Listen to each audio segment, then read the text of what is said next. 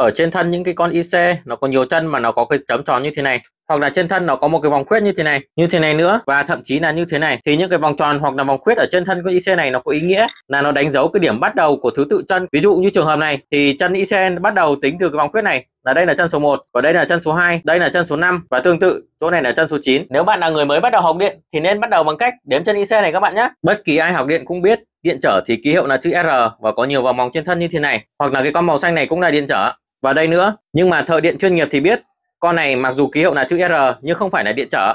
Mặc dù ký hiệu trên thân là 1R0 nhưng nó không phải là điện trở mà này là cuộn cảm. Và đây R80 này cũng là cuộn cảm. Thì trong trường hợp này chữ R đóng vai trò là một dấu phẩy, tức là 1,0 microhenry. Nhưng mà trong trường hợp này chữ R này lại là điện trở R010, tức là 0,1 ohm. Nhưng mà cái linh kiện màu xanh hình vuông và ký hiệu là chữ V kép này lại là điện trở, nó là dạng điện trở xoay, có thể thay đổi được giá trị. Người học điện lâu năm sẽ biết đây là con tụ điện 104 hoặc là tụ 105 như thế này. Và cái con màu vàng này ký hiệu 104 cũng là tụ điện. Nhưng mà cái con màu đen ký hiệu là 102 này không phải là tụ điện mà nó này là cuộn cảm.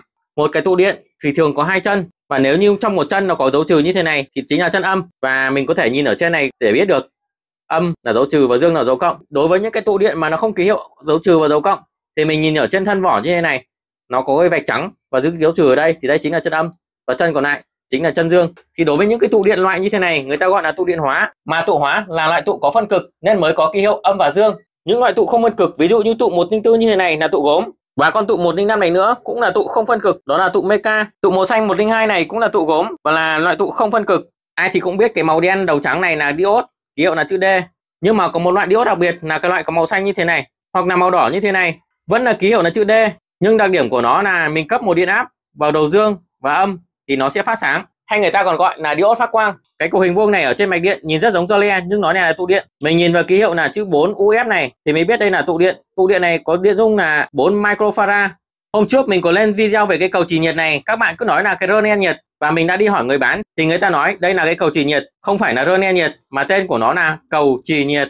Linh kiện mà có 3 chân màu đen như thế này, nó này là cái mắt thu tín hiệu hồng ngoại, và đây cũng là cái mắt thu tín hiệu, tức là mình sẽ dùng điều khiển mình bấm vào đây, cái này nó sẽ nhận tín hiệu và nó truyền vào mạch điện. Cái linh kiện màu đen này có thể phát ra âm thanh và đây cũng giống như thế. Thì cái này người ta gọi là cái còi, ký hiệu của còi trên mạch điện là chữ B, U và Z.